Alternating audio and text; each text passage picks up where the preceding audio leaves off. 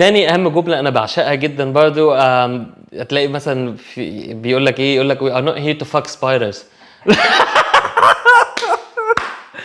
الفيديو باظ مني، انا مش عارف اعمل الفيديو. بس ما انت مش سايباني في حالي دلوقتي، قاعده بتضحك عليا عشان الجمل اللي انا قاعد بقولها هنا.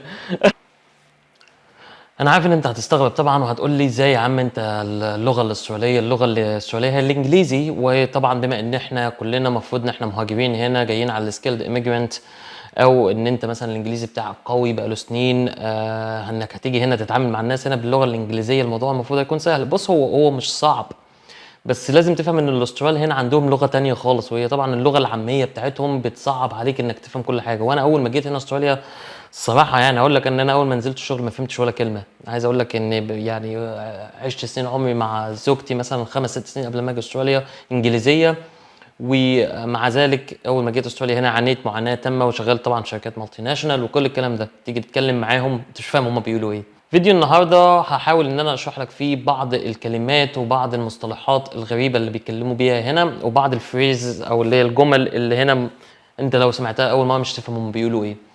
بس قبل ما اخش على الفيديو وابدا اقول لك على الكلمات، وافتكر ان هو هيكون فيديو مهم جدا لاي واحد ناوي يجي استراليا قريب، حاول الاول هعمل لك بلاي بس لفيديو من ناس استرال بيتكلموا، وانت قول لي انت فهمت ايه منهم. هم بيتكلموا انجليزي صرف، وخليني اسمع منك انت ايه هم فهموا ايه بالظبط.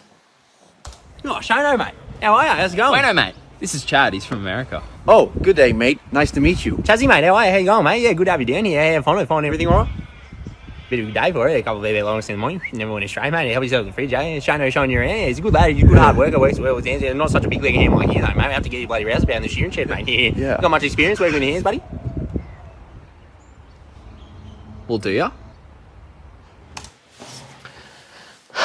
طبعا زي ما انت سمعت، انا عن نفسي هنا راجل بقالي 6 سنين في استراليا، وعايز اقول لك ان انا فهمت تقريبا حوالي من 50 ل 60% ماكسيمم من الراجل ده قاله. وعايز اقول لك ان ما تتخضش قوي من الكلام دوت، ان زوجتي انجليزيه وفهمت تقريبا حوالي 70 ل 80% من الكلام اللي اتقال. فما تحاولش انك تقلق من الموضوع، مش دي اللغه اللي انت تسمعها طبعا، دي مبالغ فيها، بس هي موجوده وهتلاقي ناس كتير بتحاول انها تتكلم باللغه دي.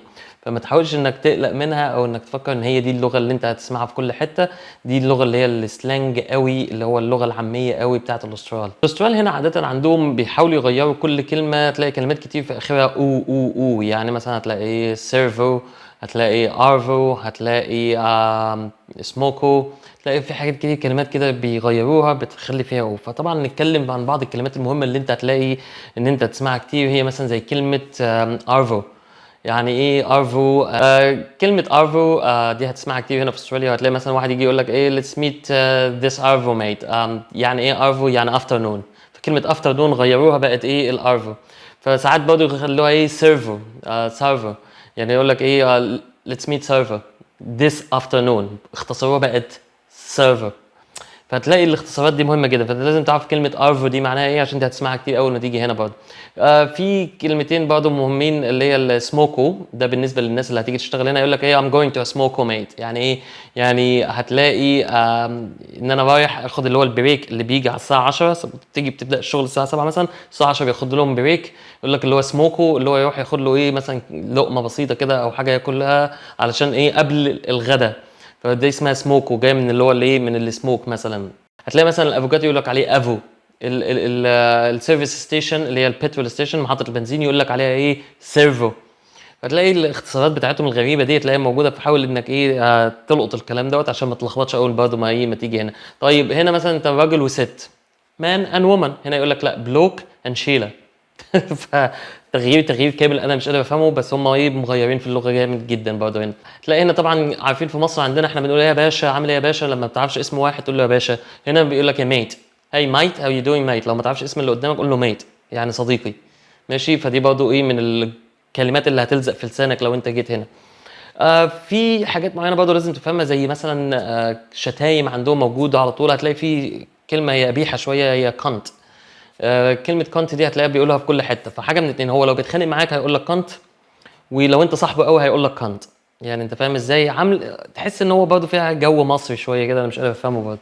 في كلمات تانية برضه هتيجي تسمعها كتير، زي مثلا ايه الباربيكيو مثلا، اللي هو الجريل اللي انت بتشوي عليه، الشوايه يقول عليها باربي من الباربيكيو. البريكفاست يقول لك عليه بريكي. دي برضه من الكلمات الكتير اللي انت تسمعها على طول. I'm going to have my brekkie mate، حاجات زي كده برضه. في برضه بقى جمل غريبه كده هم بيركبوها مع بعض، انت هتسمعها اول مره مش هتفهم هم بيقولوا ايه. بس من اكتر المصطلحات اللي عجبتني هنا في استراليا هو في جملتين انا بعشقهم قوي، اللي هو بالذات في الانشاءات. لما بروح مثلا بلاقي الايه الشغل الموقع مزبل مثلا او ميسي، يعني مش منظم، بيقول لك ايه مان it looks like a dog breakfast، يعني زي فطار الكلب. دي من احلى الجمل اللي انا بعشقها هنا بصراحه، وبستخدمها على طول، اللي هو ايه this looks like a dog breakfast. وفي عندك من الجمل برضه التانية الغريبة قوي اللي انا سمعتها هنا وبتعجبني جدا، هي اللي هي we are not here to fuck spiders. بص هي جملة غريبة على قد ما هي غريبة، انما معناها ان احنا هنا مش عشان نضيع وقتنا، مش جايين نضيع وقتنا مع السبايدرز، او ما اعرفش، هو مصطلح غريب بيستخدموه، بس برضه بالجمل اللي انا ضحكت عليها جدا اول ما سمعتها وبيستخدموها هنا. فلو قلتها اللي قدامك هيحس انك راجل استرالي قديم يعني ومعقر يعني. طبعا من الجمل اللي مش هتفرق لسانك لما تيجي هنا وتتعود على الكلام هنا no worries mate، no worries no worries، اي حاجه هترد عليها وتقول no worries. هنا مثلا it's all good mate you are okay yeah I'm good mate no worries. اي حاجه هتلاقي دي كلمه no worries بتتقال في النص. فدي برضو من الجمل او من الكلمات اللي انت مش هتبطل تنطقها هنا. في حاجه برضو مهمه، ماكدونالدز هنا بيقولوا عليه مكز، وفي المحلات مثلا الدرينكس او اللي هي الكحول يقول لك البوتلو اللي هو بوتل شوب. اول ما تقابل واحد وانت ماشي في الشارع هتقول على طول جود داي ميت، يعني جود داي ميت. اوكي، فده برضو من الجمل اللي انت المفروض تكون عارفها اول ما بتيجي على طول ايه لما تشوف حد وتسال جود داي ميت.